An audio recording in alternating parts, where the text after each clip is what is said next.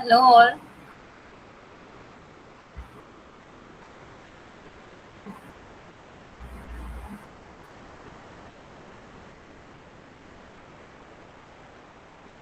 Class തുടങ്ങിയാലോ?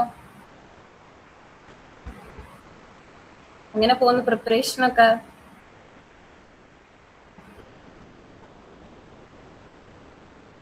അതിന് തമസപ്പില്ല. തമസപ്പെട്ട് test ചെയ്തോ ആൾക്കാര്?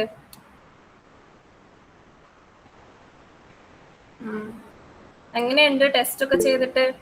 മാത്സ് നല്ല പാട് തോന്നുന്നുണ്ട്. ഇംപ്രൂവ് ചെയ്യാം, ടൈം ഉണ്ടല്ലോ. വേറെ ആരും ചെയ്തില്ല ടെസ്റ്റ് ഒന്നും?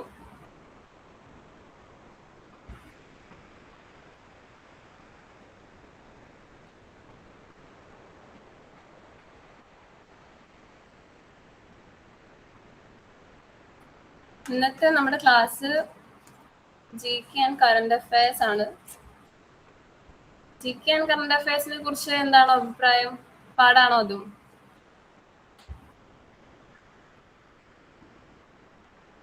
തംസപ്പ് പാടാണെന്നുള്ളതിന്റെ തംസപ്പാണോ ഫർസാന? അല്ല, ഓക്കെ. ബാക്കിയുള്ളവർക്കോ? ഈ സജ, ഫാസിൽ,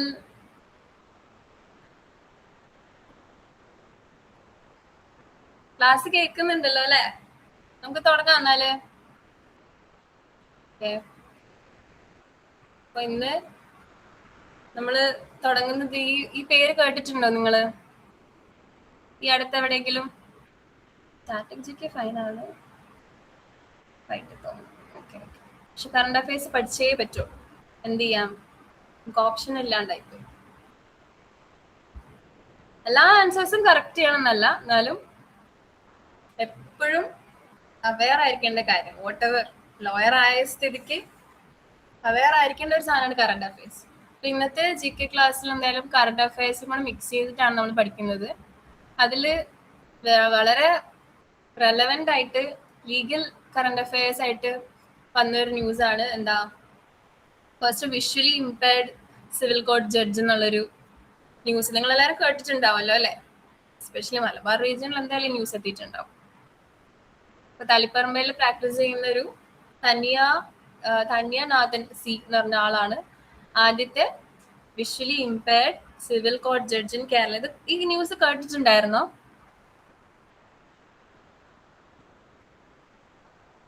ഈ ന്യൂസ് ആരും അറിഞ്ഞില്ല? അഹല്യ കേട്ടിട്ടുണ്ട്, അറിഞ്ഞിട്ടില്ല. Okay fine. പക്ഷെ എന്നാലും ഇത് എന്തെങ്കിലും നോട്ട് ചെയ്ത് വെച്ചോട്ടെ. ഈ പേര്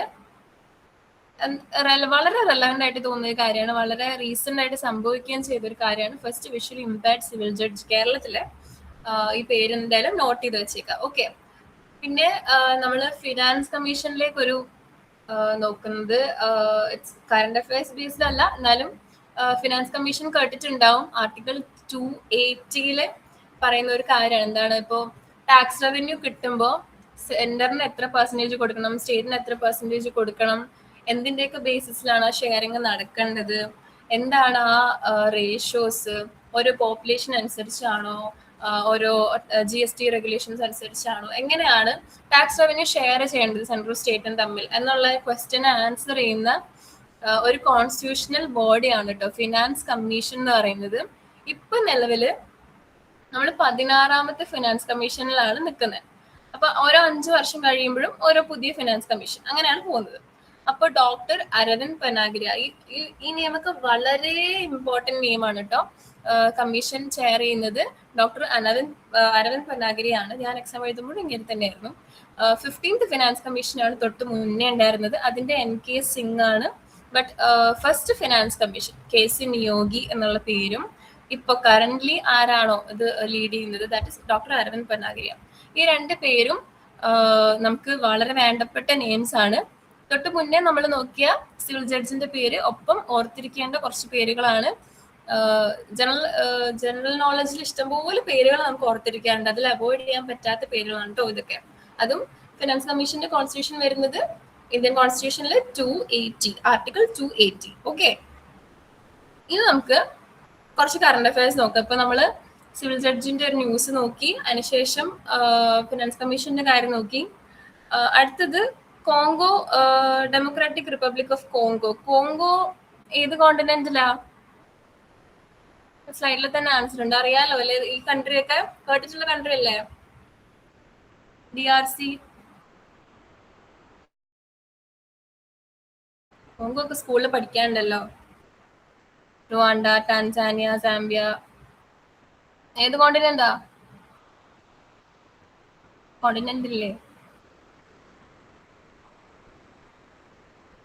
മൂന്നാമത്തെ സ്ലൈഡ് ആയപ്പോഴേക്കും ആൾക്കാർ ഓടിയോ? എന്തിയാ എല്ലാരും? ആഫ്രിക്ക.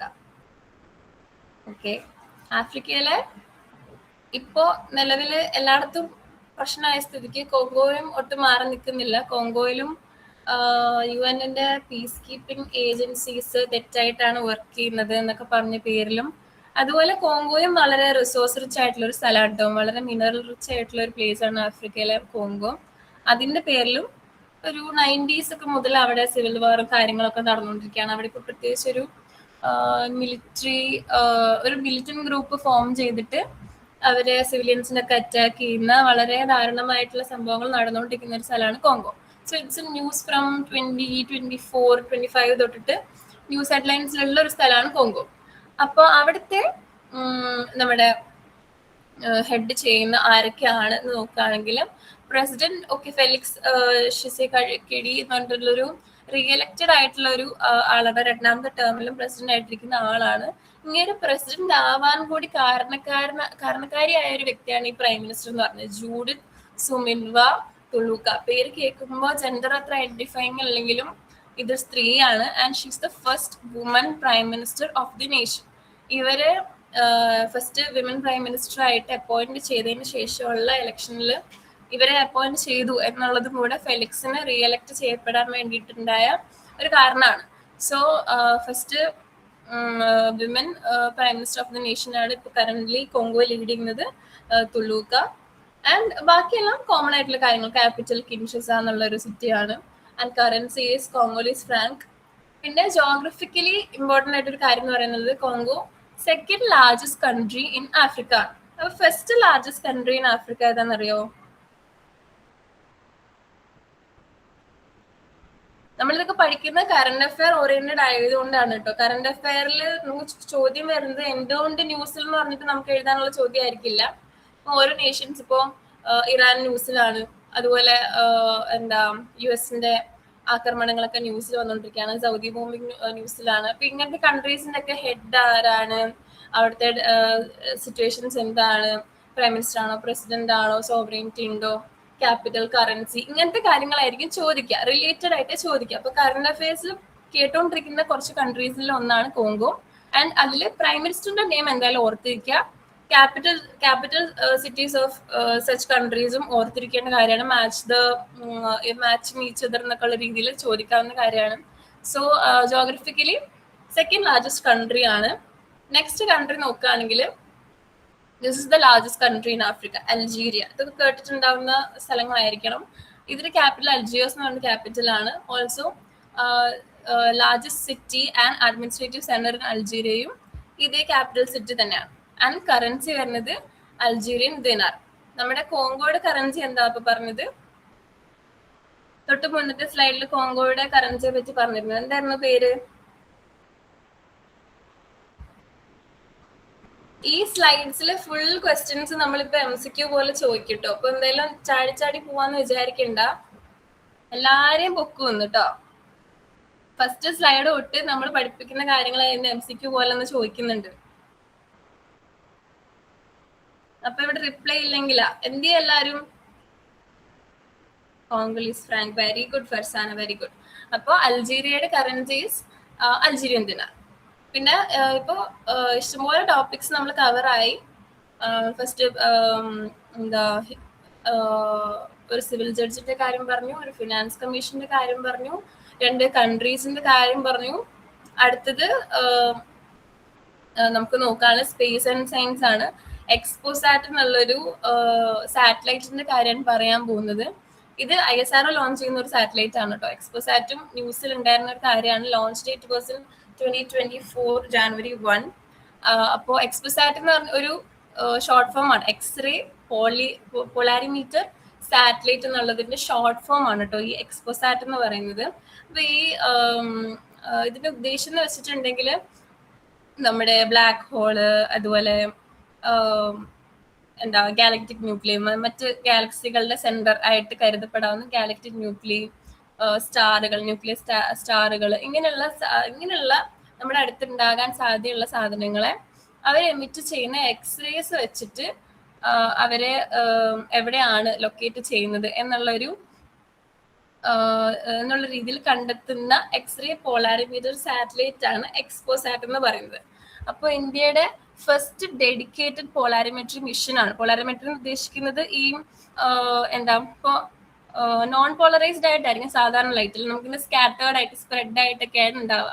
പക്ഷെ ഈ ബ്ലാക്ക് ഹോള് അതുപോലുള്ള ഇപ്പൊ ഗാലക്റ്റിക് ന്യൂക്ലിയം ഇങ്ങനെയുള്ള സ്ഥലങ്ങളിലെ മാഗ്നറ്റിക് ഫീൽഡ് ഭയങ്കര സ്ട്രോങ് ആയതുകൊണ്ടും ലൈറ്റ് വളരെ പോളറൈസ്ഡ് ആയിരിക്കും.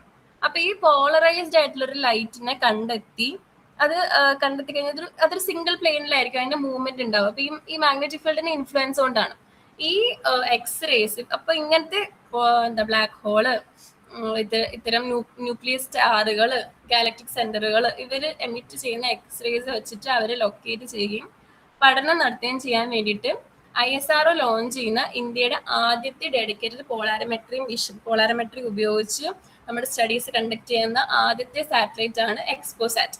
ഇതിന്റെ ലോഞ്ച് വന്നിട്ടുള്ളത് January 1, 2024 ആൻഡ് ഓർബിറ്റ് വരുന്നത് 650 കിലോമീറ്റേഴ്സ് ലോ എർത്ത് ഓർബിറ്റ്. ഇപ്പം ഓർബിറ്റ് കുറെ ഇപ്പോൾ അപ്പർ എർത്ത്, ഇപ്പോൾ sun structured, low earth orbit, ഇങ്ങനെ പല ഓർബിറ്റ്സുകൾ ഉണ്ട്. അപ്പോൾ ഈ ലോവർ ഓർബിറ്റിലാണ് നമ്മുടെ ഇന്റർനാഷണൽ സ്പേസ് സ്റ്റേഷൻ ഒക്കെ കേട്ടിട്ടുണ്ടോ നിങ്ങള്? ഇന്റർനാഷണൽ സ്പേസ് സ്റ്റേഷൻ കേട്ടിട്ടുണ്ടോ? അതൊന്നും കേട്ടിട്ടില്ല? Yes, okay. അതൊക്കെ ഈ ലോ എർത്തിലാണ്. ഒരുപാട് സ്പേസ് ഡെബ്രി ഉള്ള ഒരു സ്ഥലമാണ് കേട്ടോ. മിക്കവാറും സാറ്റലൈറ്റ്സ് ലോഞ്ച് ചെയ്ത് വിടുന്നത് ഈ ലോ എർത്തിലേക്കാണ്. കാരണം കൂടുതൽ സ്പേഷ്യൽ ഡിസ്റ്റർബൻസുകളോ ഒന്നും ഇല്ലാത്ത ഇത്തരം സ്റ്റഡീസിന് വളരെ കംഫർട്ടബിൾ ആയിട്ടുള്ള ഒരു ഏരിയ ആയിട്ടാണ് ലോ എർത്ത് ഓർബിറ്റിനെ കണക്കാക്കുന്നത്. അപ്പൊ നമ്മൾ ISROയും ഈ സാറ്റലൈറ്റിന്റെ സ്റ്റഡി കണ്ടക്ട് ചെയ്യുന്ന ലോ എർത്ത് ഓർബിറ്റിലാണ്. ഇതും ഒന്ന് ഓർത്ത് വെക്കുക. പിന്നെ സ്റ്റഡി ചെയ്യുന്ന എന്തൊക്കെയാണ് സ്റ്റഡി ചെയ്യാൻ ഉദ്ദേശിക്കുന്നത്? Black holes, neutron stars, galactic nucleus, മറ്റ് ഗാലക്സികളുടെ സെൻട്രേറ്റ് വരാൻ സാധ്യതയുള്ള സ്ഥലങ്ങളാണ് ഇതൊക്കെ. അത് ബ്ലാക്ക് ഹോൾസിന്റെ ലൊക്കേഷൻസ് എവിടെയാണ്, ഇതൊക്കെ ലൊക്കേറ്റ് ചെയ്യാനും പോയിന്റ് ചെയ്യാനും അവ എമിറ്റ് ചെയ്യുന്ന എക്സ്റേകൾ ഉപയോഗിച്ച് കണ്ടെത്തുക. And it is the first dedicated പോളാരിമെട്രി mission of India. Okay, അപ്പോൾ അടുത്ത ടോപ്പിക് ISROന്റെ കുറച്ച് ബേസിക് കാര്യങ്ങൾ. ഇത് കറണ്ട് അഫയേഴ്സ് ആയിട്ടുള്ള general knowledge. This is general knowledge. അതിന് എസ്റ്റാബ്ലിഷ്മെന്റ് വരുന്ന ഡേറ്റ് ഓർത്തിരിക്കാൻ എളുപ്പമാണ്, August 15, ഇൻഡിപെൻഡൻസ് ഡേ. ആൻഡ് 1969 ആണ്. 1969 സ്പേസ് സയൻസിന് വളരെ ഇമ്പോർട്ടൻറ്റ്, റെലവൻറ്റ്, വെരി ഇമ്പറാറ്റീവ് ആയിട്ടുള്ള ഒരു വർഷമാണ്. എന്തുകൊണ്ടാണെന്നറിയോ? ഇന്റർനാഷണൽ കാര്യമാണ് കേട്ടോ, ഇന്ത്യൻ ഓറിയന്റഡ് ആയിട്ട് കാര്യമല്ല. ഫസ്റ്റ് ഇൻ ഹ്യൂമൻ ഹിസ്റ്ററി ഒരു സംഭവം സ്പേസ് സയൻസിൽ നടന്ന ഒരു സംഭവം 1969 എന്തെങ്കിലും ഒരു ഗസ് ഉണ്ടോ? എന്താണ് 1969 നടന്നിട്ടുള്ളത്?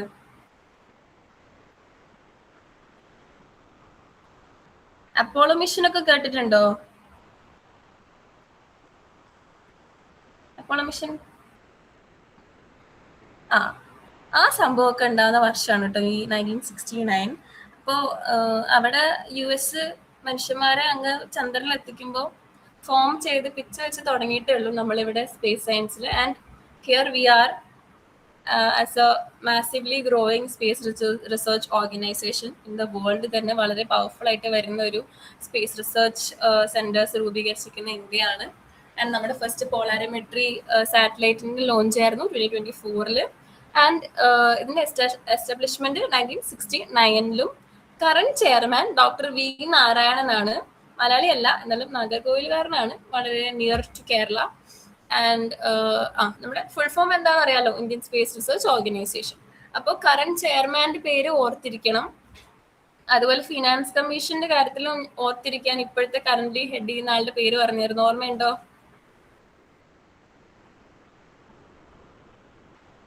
പോയി, കട്ടായി,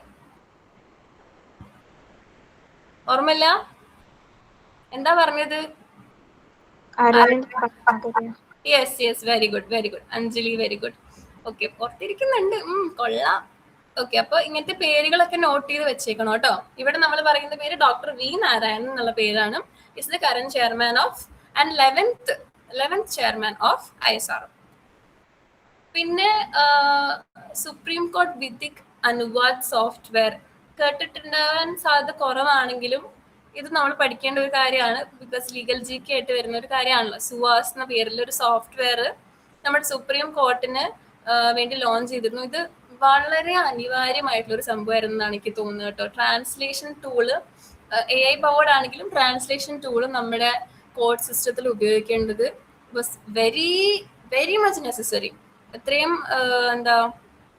22 ഒഫീഷ്യൽ ലാംഗ്വേജസും അതിനപ്പുറം ഇഷ്ടംപോലെ അൺറെക്കഗ്നൈസ്ഡ് ലാംഗ്വേജസ് ഉള്ള ഒരു കൺട്രിയിൽ നമ്മുടെ വിധിക് അനുവാദ് അല്ലെങ്കിൽ ലീഗൽ ന്യൂസുകളെ ട്രാൻസ്ലേറ്റ് ചെയ്യാൻ ഒരു സോഫ്റ്റ്വെയർ ഉണ്ടാവുന്നുള്ളത് ഇന്ത്യക്ക് എന്തായാലും അനിവാര്യമായിട്ടുള്ള ഒരു കാര്യമാണ്. അപ്പോൾ സുവാസ് എന്നുള്ളൊരു പേരിൽ 2019 നവംബറിലാണ് സുപ്രീം കോടതി വിധിക് എന്ന് പറയുന്നത് ലീഗൽ എന്നുള്ളൊരു മീനിങ്ങിലാണ്, അനുവാദ് ഉദ്ദേശിച്ചത് ട്രാൻസ്ലേഷൻ എന്നുള്ളൊരു മീനിങ് ആണ്. ഇപ്പൊ വിധിക് അനുവാദ് സോഫ്റ്റ്വെയർ അതിന്റെ മീനിങ് വെച്ച് ഓർത്തിരുന്നാൽ മതി.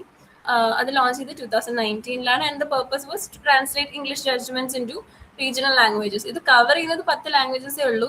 പ്രോബബ്ലി എന്തായാലും അത് വളരാൻ തന്നെയാണ് സാധ്യത. മറ്റ് എന്തായാലും ഒഫീഷ്യൽ ലാംഗ്വേജസിലേക്ക് മുഴുവൻ എത്തിക്കുന്ന പോലെ വളരാൻ തന്നെയാണ് സാധ്യത. അപ്പോൾ ഈ സോഫ്റ്റ്വെയറിന്റെ ലോഞ്ച് സമയത്ത് then chief justice of India ആയിട്ട് സെർവ് ചെയ്തിരുന്ന ജസ്റ്റിസ് SA ബോബ്ഡെ ആണ് നവംബർ 2019. സോ ഇത് ഷോർട്ട് ഫോം ആണ് SUVAS സുവാസ് എന്നുള്ളത്. അതിന്റെ ഫുൾ ഫോം ആണ് ഇപ്പൊ നമ്മൾ ശ്രദ്ധിക്കേണ്ടത്. ഇപ്പോൾ ഷോർട്ട് ഫോംസ് വന്നിട്ട് ഫുൾ ഫോം എന്താണെന്നുള്ള ഓപ്ഷൻസ് ഉണ്ടായിട്ട് കറക്റ്റ് ഫുൾ ഫോം ചൂസ് ചെയ്യുക, അങ്ങനത്തെ ഒക്കെ ക്വസ്റ്റ്യൻസ് ഉണ്ടാവാം. അപ്പൊ സുപ്രീം കോർട്ട് വിധിക് അനുവാദ് സോഫ്റ്റ്വെയർ, ഈ ഹിന്ദി വേർഡ്സ് വന്നിട്ട് നമ്മൾ കൺഫ്യൂസ് ചെയ്യിക്കരുത്. വിധിക് എന്നുള്ളത് ലീഗൽ എന്നാണെന്നും അനുവാദം എന്നുള്ളത് ട്രാൻസ്ലേഷൻ എന്നുള്ള ആ ഒരു കണക്ട് ചെയ്ത് തന്നെ ഓർത്ത് വെച്ചേക്കുക. ആൻഡ് ട്രാൻസ്ലേഷൻ ടൂളായിട്ട് 2019 ലോഞ്ച് ചെയ്യുന്നത്. ഓക്കെ, ഇനി അപ്പൊ അത് കറണ്ട് അഫെയർ റിലേറ്റഡ് ആയിട്ടുള്ള ഒരു സ്ലൈഡാണ്. ഇവിടെ നമുക്ക് ജനറൽ നോളജ് ആയിട്ട് ഓർത്തിരിക്കേണ്ട കാര്യം, മിക്കവാറും ഇതെല്ലാം അറിയുന്നതിന്റെ കാര്യങ്ങളാണ്. ഫസ്റ്റ് ചീഫ് ജസ്റ്റിസ് ആരായിരുന്നു? HJ കനിയയാണ്. അതുപോലെ ഇപ്പോഴത്തെ കറന്റ് ചീഫ് ജസ്റ്റിസ് ഓക്കെ, പക്ഷെ എത്രാമത്തേതാണെന്ന് കൂടെ ഒന്ന് ശ്രദ്ധിക്കുക. 53rd ആണ് കേട്ടോ. 53ാമത്തെ ചീഫ് ജസ്റ്റിസ് ആണ് നമുക്ക് ഇപ്പൊ നിലവിലുള്ളത്, സൂര്യകാന്ത്. ആൻഡ് ടെന്യൂർ വരുന്നത് 2027 ഫെബ്രുവരി വരെ ഉള്ളൂ, ഇനി ഒരു വർഷം കൂടെ തികച്ചില്ല. ആൻഡ് പ്രൊഡ്യൂസർ കുറച്ച് മാസങ്ങൾ മാത്രമേ ഉണ്ടായിരുന്നുള്ളൂ, BR ഗവായി. എന്നാലും പ്രൊഡ്യൂസറായിട്ട് സൂര്യകാന്തിന്റെ പ്രൊഡ്യൂസറായിട്ട് വരുന്നത് BR ഗവായി ആണ്. ഈ കഴിഞ്ഞ നവംബറിലാണ് സൂര്യകാന്ത് ചീഫ് ജസ്റ്റിസ് ആയിട്ട് ഓത്ത് ചെയ്യുന്നത്. അപ്പൊ നിങ്ങൾ എക്സാം എഴുതുമ്പോഴും current chief justice will be Suryakant. And അത് 53ാമത്തെ ഇന്ത്യയുടെ 53ാമത്തെ സുപ്രീം കോടതിയിലെ ചീഫ് ജസ്റ്റിസ് ആണ് കേട്ടോ. ആ നമ്പറും കൂടെ ഓർത്തേക്കാം. പിന്നെ ഫസ്റ്റ് CJI അതെന്തായാലും മറക്കാനേ പാടില്ല, ഓൾ ത്രൂ ഔട്ട് മാറാൻ പാടില്ലാത്ത ഒരു ഓർമ്മയായിരിക്കണം HJ കനിയയുടെ പേര്. ഓക്കെ, ഇതൊക്കെ ഫോളോ ചെയ്യുന്നുണ്ടോ? ഫർസാന മാത്രമല്ലോ. Okay, Anjali, Duvana. Okay, thanks.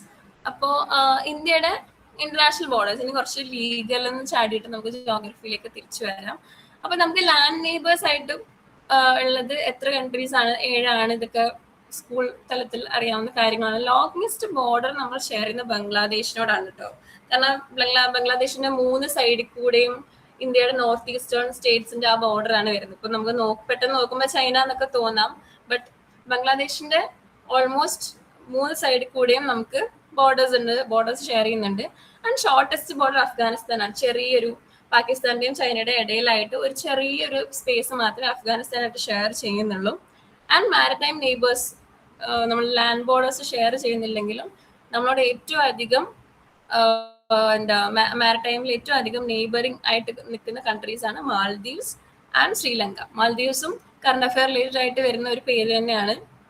Sri Lanka is also ഒഴിവാക്കപ്പെടേണ്ട പേരുകളല്ല. അപ്പൊ ഇത് രണ്ടുമാണ് മാരിടൈം നെയ്ബേഴ്സ്. ലാൻഡ് നെയ്ബേഴ്സ് ആയിട്ട് മറ്റ് 7 കൺട്രീസ് ആണ് ഉള്ളത്.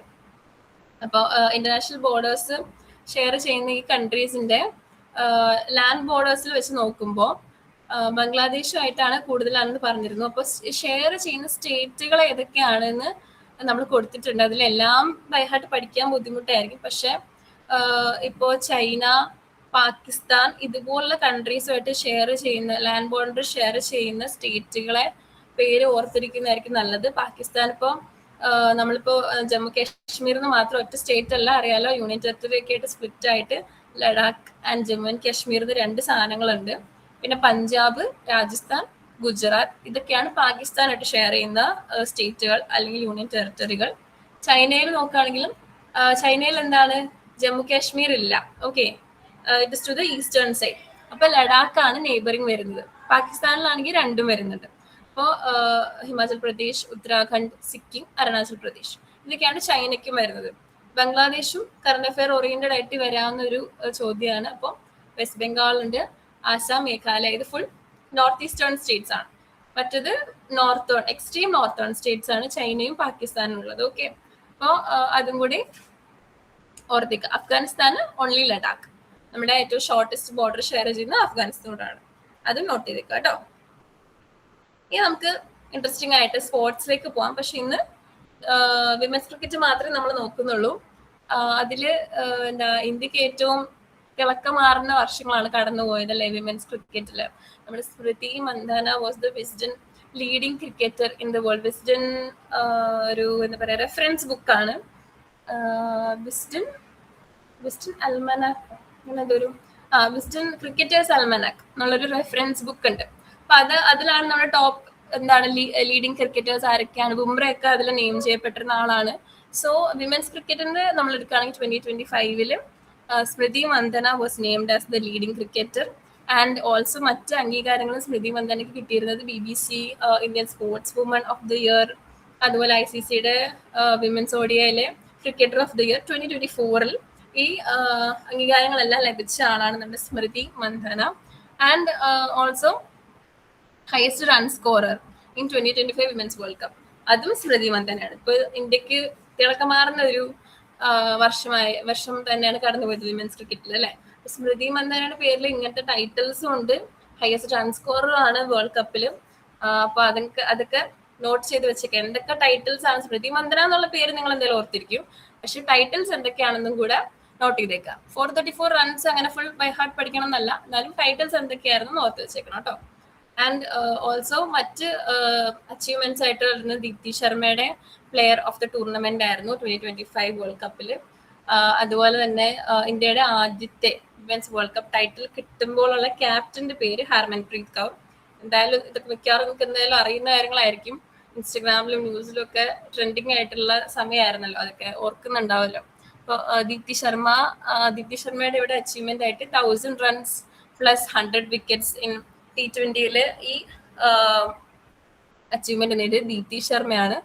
ആൻഡ് ICCയുടെ women's cricketer of the year പക്ഷെ ഒരു ഇന്ത്യക്കാരിയല്ല, അമേലിയ കർ എന്നുള്ളൊരു ന്യൂസിലൻഡുകാരിയാണ്. അപ്പൊ അത് മിക്കവാറും ഓപ്ഷൻസിൽ നമ്മുടെ ദീപ്തി ശർമ്മ, ഹർമൻപ്രീത് എന്നൊക്കെ ഇട്ടിട്ട് അതിലോട്ട് ചാടിക്കയറരുത്. അമേലിയ കർ ഫ്രം ന്യൂസിലൻഡ് ആണ് ICCയുടെ women's cricketer of the year ആയിട്ട് മാറിയിരുന്നത്. നമ്മുടെ കാര്യത്തിൽ നോക്കുമ്പോൾ player of the tournament world കപ്പിൽ ആരായിരുന്നു, അതൊക്കെ ദീപ്തി ശർമ്മയാണ്. അതുപോലെ BBCയുടെ ഇന്ത്യൻ വിമൻ ക്രിക്കറ്റർ ടൈറ്റിൽസ് ഒക്കെ സ്മൃതി മന്ദനയ്ക്കാണ്. അതുപോലെ first women's world cup title കിട്ടുമ്പോൾ ക്യാപ്റ്റന്റെ പേര് ഹർമൻപ്രീത് കൗർ, അതും കൂടെ ഓർത്ത് വെക്കണം കേട്ടോ. ഇതൊക്കെയാണ് വിമൻസ് ക്രിക്കറ്റിൽ നമുക്ക് കിട്ടിയിട്ടുള്ള കഴിഞ്ഞ വർഷം കിട്ടിയിട്ടുള്ള അച്ചീവ്മെന്റ്സ്. ആൻഡ് 2024 അവാർഡ്സിൽ നോക്കുകയാണെങ്കിൽ ODI ക്രിക്കറ്റർ ആയിട്ട് ICCയുടെ ODI ക്രിക്കറ്റർ ആയിട്ട് വന്നത് ഇന്ത്യക്കാരിയായ സ്മൃതി മന്ദന. T20 ഇന്റർനാഷണലിൽ വന്നിരിക്കുന്നത് അമേലിയ കർ നമ്മൾ പറഞ്ഞു. പിന്നെ എമർജി ക്രിക്കറ്റർ എന്നുള്ള ടൈറ്റിൽ അനേറി ഡെർക്സൺ സൗത്ത് ആഫ്രിക്ക. പിന്നെ അസോസിയേറ്റ് ക്രിക്കറ്റർ യശോസ. അപ്പൊ ഇതില് സ്മൃതി മന്ദാനയും അമേലിയ ഖറിനെയും ഒക്കെ ഓർത്ത് വെച്ചേക്കണം കേട്ടല്ലോ. ഇതൊക്കെ വിമൻസ് അവാർഡ് എന്തായാലും ചോദിക്കാം. ഈ റീസെന്റ് ആയിട്ടാണല്ലോ ഇപ്പൊ വളരെ സാഡ് ആണെങ്കിൽ പോലും കുറച്ച് വർഷങ്ങളായിട്ടുള്ള വിമൻസ് ക്രിക്കറ്റ് ഇത്രയും പുരോഗമിച്ചിട്ട് ഓൾസോ ഇന്ത്യയിലും കൂടെ സപ്പോർട്ട് കിട്ടി തുടങ്ങുന്നത് ഈ റീസെന്റ് ഇയേഴ്സിലാണ്. അപ്പോൾ ക്വസ്റ്റ്യൻസ് എക്സ്പെക്റ്റബിൾ ആണ് സ്പോർട്സ് റിലേറ്റഡ് ജി കെയിൽ. വിമൻസ് ക്രിക്കറ്റ് എന്തായാലും പഠിച്ചു വെച്ചേക്കാം. ആൻഡ് ടൈറ്റിൽസ് ആർക്ക് എന്ത് ടൈറ്റിൽ കിട്ടിയിട്ടുള്ളത് കൂടി മാച്ച് ചെയ്തൊന്ന് പഠിച്ചു വെച്ചേക്കാം. ഓക്കെ ഓക്കെ ഓക്കെ ആണോ? ഓക്കെ, നമുക്ക് ജസ്റ്റ് എന്നാൽ ഒന്ന് ഒരു റിവിഷൻ പോലെയാണ് കേട്ടോ. ഇതിപ്പോ എല്ലാം നമ്മൾ ഡിസ്കസ് ചെയ്ത കാര്യമാണ്. India's first fully visually impaired women judge, civil judge ആണ്. എന്താ പേരെന്താ നമ്മൾ പറഞ്ഞേ?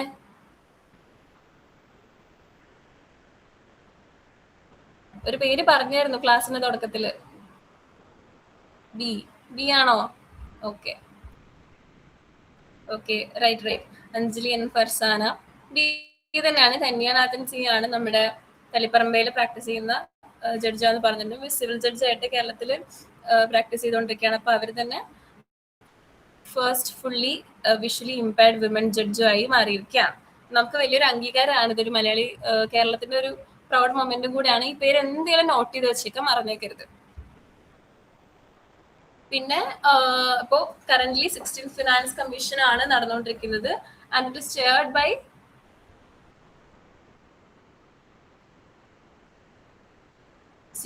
ഓക്കെ, ഓർമ്മയുണ്ട്.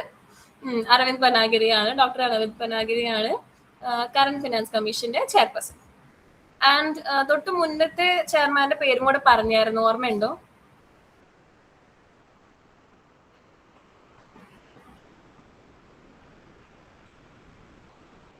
ഒരാൾക്ക് മാത്രം ഉത്തരവുള്ളോ? ഓർമ്മയില്ല?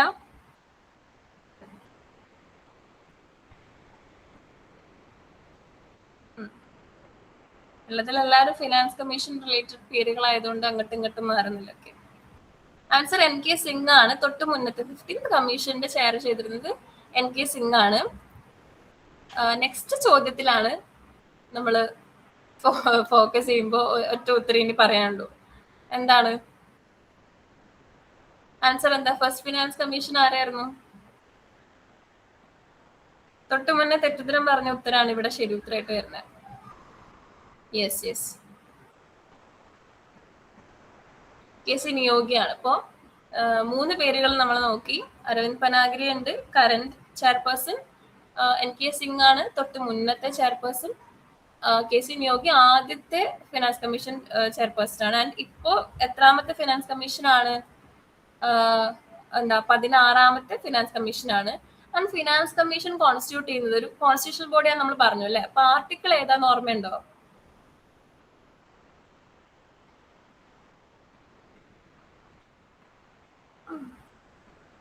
കൊള്ളാലോ, ഭയങ്കര അറ്റൻറ്റീവ് ആണല്ലോ. ആർട്ടിക്കിൾ 280 ടാക്സ് റവന്യൂവിനെ കുറിച്ച് ഡിസ്കസ് ചെയ്യുന്നതും സെൻട്രൽ സ്റ്റേറ്റ് റിലേഷൻസിനെ പറ്റി പറയുന്നതും അതിന്റെ റിലേറ്റഡ് ആയിട്ട് ഒരു ഫിനാൻസ് കമ്മീഷൻ രൂപീകരിക്കണം എന്ന് കോൺസ്റ്റിറ്റ്യൂഷൻ പറയുന്നത് 280 കേട്ടോ. ആൻഡ് ഇതിപ്പോ നമ്മൾ പറഞ്ഞ ഉത്തരം വെച്ച് തന്നെ കിട്ടാവുന്ന ആൻസർ ആണ്. Finance commission of India is yes, correct. അപ്പോ ആർട്ടിക്കിൾ എന്തായാലും പറഞ്ഞ സ്ഥിതിക്ക് it is A constitutional body. പിന്നെ നമ്മൾ ഫിനാൻസ് കമ്മീഷനും സിവിൽ ജഡ്ജിന്റെ കാര്യമൊക്കെ പറഞ്ഞു കഴിഞ്ഞിട്ട് കോങ്കോയിലേക്കാണല്ലേ പോയത്. അപ്പോ റീഎലക്ട് ചെയ്യപ്പെടാൻ ഉണ്ടായ കാരണങ്ങളും ഒക്കെ സഹിതം നമ്മളൊരു ഉത്തരം പറഞ്ഞായിരുന്നു. പ്രസിഡന്റ് ഓഫ് DRC ആരാണ്? അഞ്ജലി ആൻസേഴ്സ് പറയുന്നുണ്ട്. Yes, correct. ഫെലിക്സ് ഷിസെക്കേഡി, പേര് ഇപ്പോഴും കൺഫ്യൂഷൻ ആണ്. ഓക്കെ, ഷിസെക്കേഡി ആണ് നമ്മുടെ DRCയുടെ ഡെമോക്രാറ്റിക് റിപ്പബ്ലിക് ഓഫ് കോങ്കോയുടെ റീഎലക്ട് ചെയ്യപ്പെടുന്ന 2ാമത്തെ തവണ റീഎലക്ട് ചെയ്യപ്പെടുന്ന പ്രസിഡന്റ് ആണ് ഇദ്ദേഹം. Okay, and capital of democratic റിപ്പബ്ലിക്കിന്റെ പേര് നമ്മൾ പറഞ്ഞായിരുന്നു. സിയും ഡിയും മാത്രമേ നമ്മൾ ഡിസ്കസ് ചെയ്തത് ക്യാപിറ്റൽ സിറ്റീസിലുള്ളൂ. അല്ല, ഏതാണ്? യെസ്, വെരി ഗുഡ് അഞ്ജലി, സുഹാന എല്ലാവരും ആൻസർ പറയുന്നുണ്ട്. കിൻഷസ തന്നെയാണ് നമ്മുടെ DRCയുടെ ക്യാപിറ്റൽ ആയിട്ട് വരുന്നത്. Okay, and current prime minister of DRC. ഇത് നമ്മള് റീസൺ ഒക്കെ പറഞ്ഞിട്ടുള്ള ഒരു കാര്യമാണ്. എന്താ അല്ലേ? ആൻസർ എന്താ? എല്ലാവരും ശ്രദ്ധിക്കുന്നുണ്ടല്ലോ, നല്ല പിള്ളേര്. ജൂഡിത്ത് സുമൻവ തുലൂക്കയാണ് currently prime minister of DRC ആയിട്ട് സെർവ് ചെയ്യുന്നത്. നമ്മള് തുലുക്കനെ കുറിച്ചിട്ട് പറഞ്ഞു തന്ന ഫസ്റ്റ് വുമൻ പ്രൈം മിനിസ്റ്ററും കൂടെ ആണ് കേട്ടോ, അതും കൂടെ ഓർത്തേക്കുക. ആൻഡ് കറൻസി എന്താ? ഈ ചാറ്റ് ബോക്സിലൊക്കെ ഓൾറെഡി റിപ്ലൈ തന്നിട്ടുള്ളായിരുന്നു. അഞ്ജലി പറഞ്ഞു, ഫർസാന പറഞ്ഞു. കോങ്കോളീസ് ഫ്രാങ്ക് തന്നെയാണ് ഇപ്പൊ നമുക്ക് എന്താ ഓപ്ഷൻ കാണുമ്പോഴേ അറിയാം അല്ലെ. പിന്നെ ഇത് നമ്മൾ ജോഗ്രഫിക്കൽ ഫാക്ട് ആയിട്ട് പറഞ്ഞൊരു കാര്യമാണ്. DRC ഇസ് ദ എത്രാമത്തെ ആണ്? ഫസ്റ്റ് ആണോ? ഓക്കെ സെക്കൻഡ് ലാർജസ്റ്റ് കൺട്രി ആണ് അല്ലെ. ഓക്കെ, അപ്പൊ largest country in Africa by area is കോങ്കോയ്ക്ക് ശേഷം നമ്മളൊരു കൺട്രിയെ പറ്റി ഡിസ്കസ് ചെയ്തിരുന്നു. യെസ്. ബാക്കിയുള്ളവരൊക്കെ എന്തി? സജ അവരൊക്കെ എന്തി പോയോ? സുഹാന, എല്ലാരും ആൻസർ പറയണേ. അൾജീരിയ, ഇതിപ്പോ നമ്മൾ ജസ്റ്റ് പറഞ്ഞതേ ഉണ്ടായിരുന്നുള്ളൂ. ഇപ്പൊ തൊട്ട് മുന്നത്തെ ക്ലാസ്സിൽ ഇപ്പോ കേട്ടിട്ടേ ഇല്ലാന്നൊന്നും ഇനി പറയണ്ട. എല്ലാം നമ്മളിപ്പോ ഡിസ്കസ് ചെയ്ത കാര്യങ്ങളാണ് അല്ലെ. നെക്സ്റ്റ് എന്താ, നമ്മളിപ്പോ ക്ലാസ് തുടങ്ങിയപ്പോ പറഞ്ഞതാണ് capital and largest city of Algeria. അഡ്മിനിസ്ട്രേറ്റീവ്ലിയും ലാർജസ്റ്റ് സിറ്റി ഓഫ് അൾജീരിയ ആയിട്ട് വരുന്നത് എന്താണ് ആൻസർ? ഓപ്ഷൻ കാണുമ്പോ തന്നെ അതിന് ആൻസർ അവിടെ ഉണ്ട്. അൽജിയേഴ്സ് ആണ് അല്ലേ. അൽജിയേഴ്സ് ആണ് നമ്മുടെ ക്യാപിറ്റൽ സിറ്റി ആയിട്ട് വരുന്നത്. പിന്നെ അൾജീരിയയുടെ കറൻസി നമ്മൾ പറഞ്ഞായിരുന്നു. എന്താണ്? Very obvious answers. Yes. Algerian dirham ഒന്നും അല്ല കേട്ടോ, അൾജീരിയൻ ദിനാർ. ഓക്കെ, പിന്നെ ഇത് ഓർക്കുന്നുണ്ടോ? ISROയുടെ ഒരു സ്പേസ് മിഷൻ നമ്മൾ പറഞ്ഞതിന്റെ എക്സ്പോസൈറ്റ് സ്റ്റാൻഡ്സ് ഫോർ. തെറ്റിയാലും കുഴപ്പമില്ല, പറഞ്ഞോ.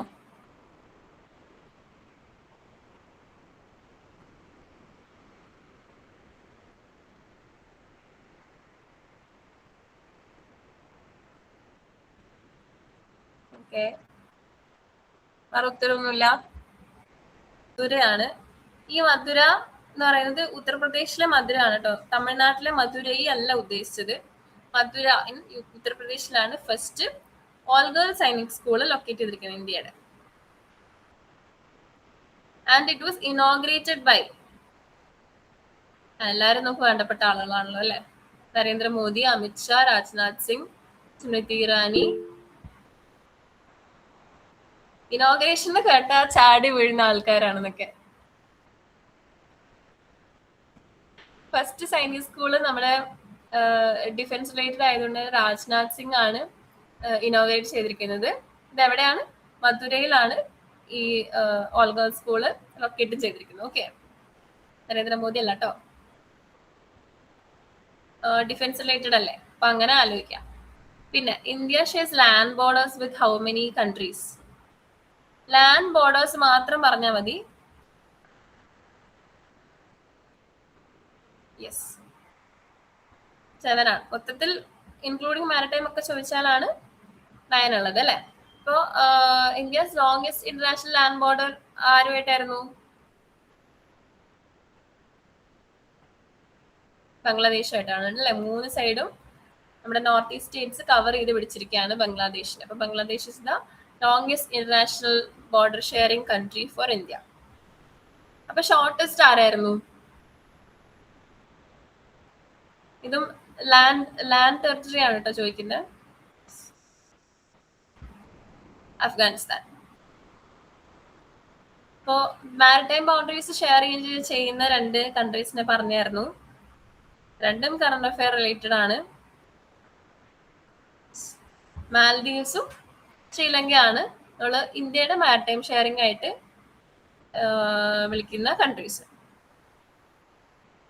അപ്പൊ ഇവിടെ വേറെ ഒരു ഔട്ട് ഓഫ് സിലബസ് അല്ലെ, ഇന്ന് ക്ലാസ് എടുക്കാത്ത question. First national commission on urbanisation was headed by. ഇങ്ങനത്തെ കമ്മീഷൻസ് കേൾക്കാൻ തന്നെ സാധ്യത കുറവാണ്. ചാൾസ് കൊറിയ ആണ് കേട്ടോ ഫസ്റ്റ് നാഷണൽ കമ്മീഷൻ ഹെഡ് ചെയ്തിരിക്കുന്നത് ഓൺ അർബനൈസേഷൻ. ഇത് അത്ര റെലവെന്റ് ആണ് ഞാൻ പറയുന്നില്ല, എന്നാലും ചെയർപേഴ്സൺസ്, ഹെഡ്സ്, ഇങ്ങനത്തെ പേരുകൾ ഓർത്ത് വെച്ചേക്കാം. ചാൾസ് കോറിയ അർബനൈസേഷൻ കമ്മീഷൻ എന്ന് ഓർത്തേക്കാം കേട്ടെ. പിന്നെ current principal scientific adviser to the government of India. ഇഷ്ടംപോലെ അഡ്വൈസർമാരുണ്ട്. അതില് പ്രിൻസിപ്പൽ സയന്റിഫിക് ആയിട്ട് വരുന്നത് PSA എന്നാണ് പറയുന്നത്. ഗവൺമെന്റ് ഓഫ് ഇന്ത്യക്കും എല്ലാ സ്റ്റേറ്റ് ഗവൺമെന്റ്സിനും സെൻട്രൽ ഗവൺമെന്റിനും എല്ലാത്തിനും അതിൻ്റെതായിട്ടുള്ള ഓരോ ടോപ്പിക് റിലേറ്റഡുള്ള അഡ്വൈസേഴ്സ് ഉണ്ടെന്ന് അറിയാലോ. അപ്പൊ അതിന്റെ പ്രിൻസിപ്പൽ സയന്റിഫിക് ഓഫീസർ ആരാന്നാണ് ചോദിച്ചേക്കുന്നത്. അജയ് കുമാർ സൂദാണ്. മേ ബി ന്യൂസിൽ കേട്ടിട്ടുണ്ടാവാം. ബി ആണോ ചോദിച്ചേക്കുന്നത്? ഈ ക്വസ്റ്റിന് വേണ്ടിയിട്ടാണോ? മുന്നത്തെ ക്വസ്റ്റ്യനിലായിരുന്നോ? ഈ ക്വസ്റ്റ്യനിലാണല്ലേ? ഓക്കെ. SB ആണ്, കണ്ടില്ല. അജയ് കുമാർ സൂദാണ് ആൻസർ വരുന്നത് കേട്ടോ, നമ്മുടെ പ്രിൻസിപ്പൽ സയന്റിഫിക് അഡ്വൈസർ. പിന്നെ ഇത് നമ്മൾ കുറച്ചു മുമ്പ് പറഞ്ഞിരുന്നു, wisdom leading cricketer in the world ആരാ? 2025 ടൈറ്റിൽ ആർക്കായിരുന്നു എന്ന് ചോദിക്കുന്നത്. ഇന്ത്യക്ക് പ്രൈഡ് മൊമെന്റ് ആയിട്ട് സ്മൃതി മന്ദനയാണ് ലീഡിംഗ് ക്രിക്കറ്റർ ആയിട്ട് വിസ്ഡം റെഫറൻസ് ബുക്കിൽ ഉണ്ടായിരുന്നു. ഓക്കെ, ഇതൊരു എന്താ പറയാ, ക്രിക്കറ്റ് റെഫറൻസ് ബുക്കാണ്. അപ്പൊ അതിന് ടൈറ്റിൽ ആയിട്ട് വരുന്നവർക്കാണ് മോസ്റ്റ് ലീഡിംഗ് അല്ലെ വേൾഡ് ഫസ്റ്റ് എന്നൊക്കെ നമ്മൾ പറയുന്ന പോലെ ക്രിക്കറ്റിന് റിലേറ്റഡ് ആയിട്ട് വരുന്ന ഒരു റെഫറൻസ് ബുക്കാണ് വിസ്ഡം ക്രിക്കറ്റേഴ്സ് അൽമനാക് എന്നുള്ളൊരു ബുക്ക്. അതിൻ്റെ അകത്താണ് നമ്മുടെ സ്മൃതി മന്ദന 2025 leading cricketer of the world ആയത്. പിന്നെ BBC ഇന്ത്യൻ സ്പോർട്സ് വുമണും നമ്മൾ പറഞ്ഞൊരു ടൈറ്റിലാണ്. ആരായിരുന്നു? ക്രിക്കറ്റ് റിലേറ്റഡ് തന്നെയാണ് നമ്മൾ പറഞ്ഞത് ഉത്തരം. എല്ലാവരും നമ്മുടെ ഇന്ത്യയുടെ സ്പോർട്സ് വുമൺമാരാണ്. അതിൽ 2025 ഈ ടൈറ്റിൽ നേടിയിരിക്കുന്നത് സ്മൃതി മന്ദനയാണ്. ഓക്കെ, വീണ്ടും highest run scorer in women's cricket world cup 2025 ആരായിരുന്നു? വീണ്ടും വിമൻസ് ക്രിക്കറ്റ് റിലേറ്റഡ് തന്നെയാണ് ചോദ്യം. വേൾഡ് കപ്പ് ആണ് കേട്ടോ.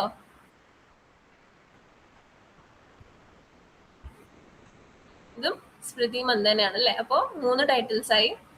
വിസ്ഡം ലീഡറും ഉണ്ട്, സ്പോർട്സ് പേഴ്സൺ, അതുപോലെ highest run scorer world cup 2025. 3 ടൈറ്റിൽസും സ്മൃതി മന്ദന.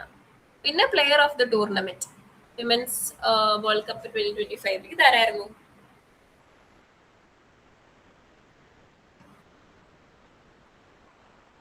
ഫർസാന മാത്രമേ ഉത്തരവുള്ളൂ. ഓക്കെ, കണ്ടു. ദീപ്തി ശർമ്മയാണ് കേട്ടോ. ദീപ്തി ശർമ്മ ആണ് നമ്മുടെ player of the tournament or series എന്ന് പറയുന്നതിന്റെ ടൈറ്റിൽ വിൻ ചെയ്തിരിക്കുന്നത് ദീപ്തി ശർമ്മ ആണ്. പിന്നെ എന്താ ഇത് നമ്മൾ നോട്ട് ചെയ്യണം എന്ന് പറഞ്ഞൊരു പേരാണ്. എന്തായിരുന്നു? ആരായിരുന്നു ക്യാപ്റ്റൻ വേൾഡ് കപ്പ് കിട്ടുമ്പോ വിമൻസ് ക്രിക്കറ്റില്?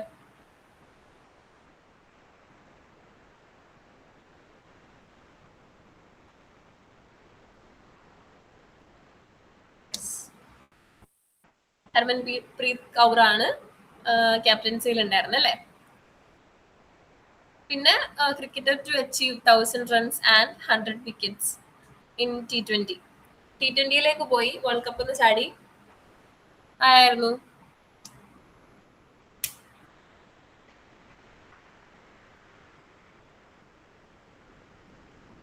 ഹർമൻപ്രീത്, സ്മൃതി മന്ദന, ദീപ്തി ശർമ്മ. എൽസ്പെറി നമ്മളിന്ന് ഡിസ്കസ് ചെയ്യാത്ത പേരാണ്.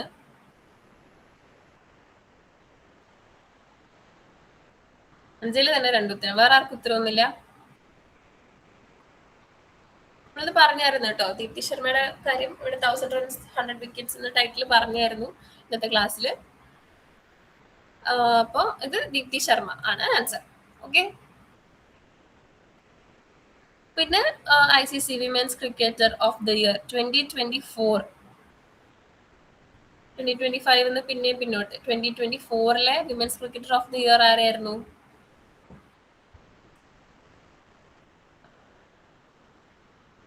സുഹാന ഫർസാന.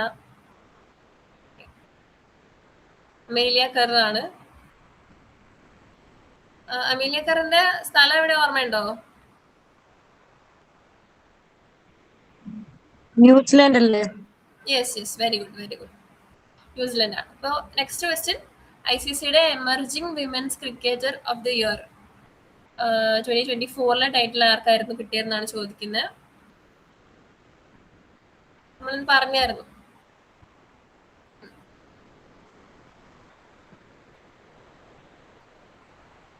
ഹെനറി. ബാക്കിയുള്ളവർ എന്ത് പറയുന്നു?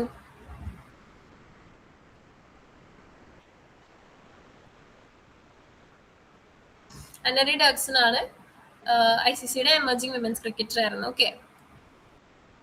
പിന്നെ associate cricketer of the year നമ്മൾ പറഞ്ഞായിരുന്നു. ആരാണ്? ഇന്ന് ഡിസ്കസ് ചെയ്ത പേരിൽ ഒരെണ്ണം തന്നെയാണ്. യെസ്. എജ ഹോസ ആണ് women's associate cricketer of the year ആയിട്ട് പ്രഖ്യാപിച്ചിരിക്കുന്നത്. അപ്പൊ ഇന്ന് ഇത്രയും മതിയല്ലോ. നമുക്കിനിയും ഔട്ട് ഓഫ് ടോപ്പിക് ആയിട്ട് ഡിസ്കഷൻസ് വേണ്ടല്ലോ. ഓക്കെ അല്ലേ ഇന്നത്തെ ക്ലാസ്?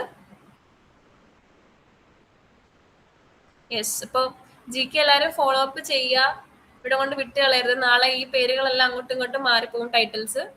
സോ എന്താ PPT കിട്ടുമ്പോൾ ടൈറ്റിൽസ് വീണ്ടും റെഫർ ചെയ്തുകൊണ്ടിരിക്കുക. ദീപ്തി ശർമ്മയ്ക്ക് എന്തൊക്കെ കിട്ടി, സ്മൃതി മന്ദനയുടെ ടൈറ്റിൽസ് എന്തൊക്കെയാണ് എന്നുള്ളത് വേർതിരിച്ച് ഓർത്തേക്കുക. അതുപോലെ കൺട്രീസ് കോങ്കോ, ശ്രീലങ്ക, അൾജീരിയ, ഇനി വരാൻ പോകുന്ന ഇറാൻ, ഇതെല്ലാം കറണ്ട് അഫെയർ റിലേറ്റഡ് ആയിട്ടുള്ള ടോപ്പിക്സ് ആയിട്ട് വരാൻ പോകുന്നതാണ്. അതും കൂടെ ഓർക്കണം. കുറേ ചെയർപേഴ്സൺസിന്റെ പേര് പറഞ്ഞു. ISRO, ഫിനാൻസ് കമ്മീഷൻ, അതുപോലെ ഒരു civil judge, visually impaired civil judge. ഈ പേരുകളും കൂടെ ഓർത്തേക്കണം. പിന്നെ സുവാസ് ട്രാൻസ്ലേഷൻ ടൂളിന്റെ കാര്യം നമ്മൾ ഡിസ്കസ് ചെയ്തു. അതിന്റെ ഫുൾ ഫോംസ്, എക്സ്പോസാറ്റിന്റെ ഫുൾ ഫോംസ് കറക്റ്റ് ആയിട്ട് ആ പേര് ഓർത്ത് വെച്ചേക്കുക. എന്താണ് പർപ്പസ് എന്ന് പഠിക്കുമ്പോൾ തന്നെ ആ ഫുൾ ഫോം നമുക്ക് ഓർമ്മ വരും. അപ്പൊ അത് വിടാതെ അത് എന്തായാലും ശ്രദ്ധിച്ച് പഠിച്ചോണം. ഓക്കെ. അപ്പൊ ഓൾ ദ ബെസ്റ്റ്. നമുക്ക് വൈൻഡപ്പ് ചെയ്യാം. Okay, by.